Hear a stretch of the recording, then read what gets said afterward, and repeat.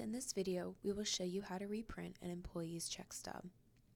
Within the Manager portal, select the tab that says Payroll. You will then want to locate Payroll History. Within this screen, you will see all payrolls that have been processed within that specific year. To view the payroll, select the payroll number. A new screen will appear.